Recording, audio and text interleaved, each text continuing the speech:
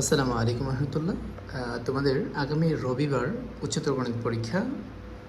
তো বিজ্ঞান শাখার এই উচ্চতর গণিত পরীক্ষায় তোমাদের খুবই শর্ট পদ্ধতিতে যে অধ্যায়গুলো থেকে তুমি সৃজনশীল প্রশ্নগুলো কমন পাবে সেগুলো নিয়ে আমরা একটু আলোচনা করব। এখানে তোমরা খেয়াল করো, সাজেশনে বীজগণিতীয় রাশি এটা কিন্তু এখান থেকে একটা আসার সম্ভাবনা 90%।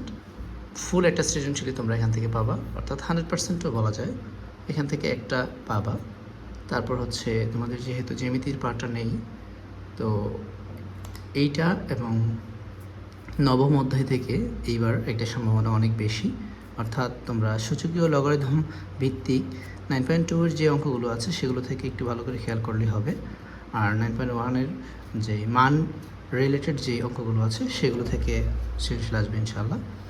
তারপর হচ্ছে এখানে দেখো সপ্তম অসীম ধারা এবং দ্বিপদী বিস্তৃতি এই দুইটা মিলিয়ে একটা সৃজনশীল আসবে। তো তোমরা চাইলে এটাকে স্কিপ করতে পারো অথবা পড়তে পারো, যেহেতু তুমি একটা সেট থেকে একটা শাখা থেকে তুমি দুইটার বেশি উত্তর করতে পারবে না, সেই জন্য তোমরা সহজে দ্বিতীয় অধ্যায়টা ভালো করে পারলে আংশিক ভগ্নাংশের অধ্যায়টা ভালো হয়, এবং নবম অধ্যায় সূচকীয় লগারিদম অধ্যায়টা ভালো পারলে তোমরা আশা করি দুইটা কমন পেয়ে যাবে।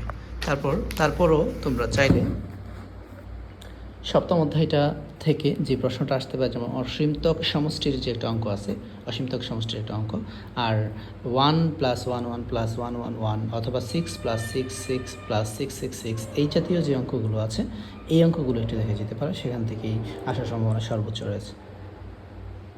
তারপর দ্বিতীয় সেটে যেই প্রশ্নগুলো হতে পারে সেটা হচ্ছে স্থানাঙ্ক জ্যামিতি এবং সমতলীয় ভেক্টর।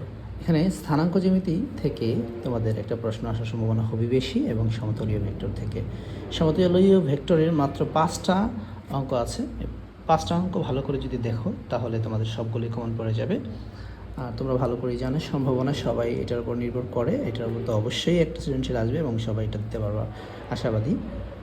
আর তারপর রয়ে গেল ত্রিকোণমিতি থেকে একটা সৃজনশীল আসবে। তোমরা 8.3টা ভালো করে 8.3 এটাকে ভালো করে খেয়াল করবে, তাহলেই তোমাদের কমন পড়বে। এই হচ্ছে তোমাদের সাজেশনের শর্টকাট। ভালো থেকো।